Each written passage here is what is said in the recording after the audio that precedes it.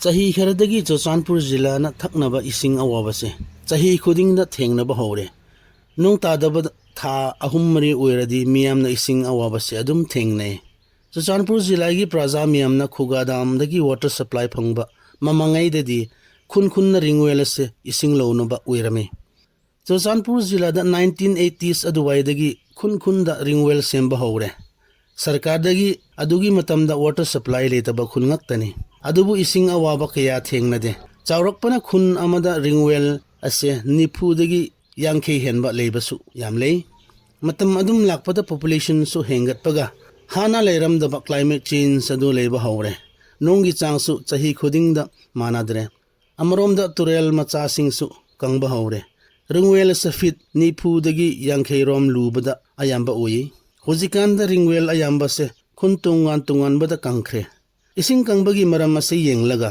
climate factor di ama oirami adubu chawkhatbagi khonthang tungan ba lakpadagi marta hujikan drilling machine phajaba lakpa ure sel khara paiba mina makhoigi compound da borewell fit sahi chahum rom lubada underground ising lothuk pasida manakta leba ringwell mayam se hekta kangi masigi borewell machine ase private ngaktani yam lulu na underground water tapping paikhat pasida Churachandpur jila da khun kaya rom da ringwell kangkhraba paulei masina praja miyam da ising awaba se adum thengnaba hawrabani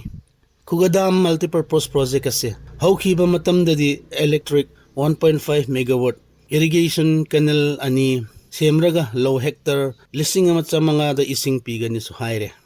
aduga thaknaba ising gallon million manga su pithukani haire adubu ngasi phawuna khugadamna khudung chaba pibase water supply ngakta oire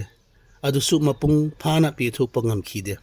aikhoigi sarkarna amuka masigi khugadam ase plan phajana sembiraga revive oiba yaba lambi makheida yengbiraga khugadam ase 1983 dagi saba hawrabani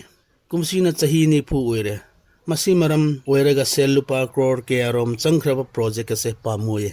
kumsigi Mars tang tramari ase International Days of Action for Rivers numit Churachandpur jila da Rural Women Upliftment Society Highland ga Women Fund ase NGO humna khut samnaraga thoram pangthoe kumsigi theme na Right for Rivers ni masigi thoram da Environment Climate Change Manipur dagi Joint Director yauna tungan ba khungi ningtho philanthropic organization mayamna saruk yaubire makoina khuga turel nyamot khrabase chahi khudingda sengdokpani sarkar su masigi NGO project ase kharabu yengbiraga khut samnaraga khunja singa sarkar ga thabak paikhat pa hawradi aikhoigi khuga turel ase revive ambuka oigani su thajai Manipur sarkar na chathariba war on drugs 2.0 ase Churachandpur jila da su police na lepta na paikhat le adubu drugs da karbar tobu kangbu se loiba naide police na phaba ase marak tani phada ba drugs karbar kangbu se lot na keram aikoi lamda changsin gadra haibase tambangamde Manipur sarkar gi home department na February thada order thukhanbada Churachandpur jila da su subdivision tungan bada mapandagi lot na lakpa illegal migrants thi humba verification ga biometric kanna chathari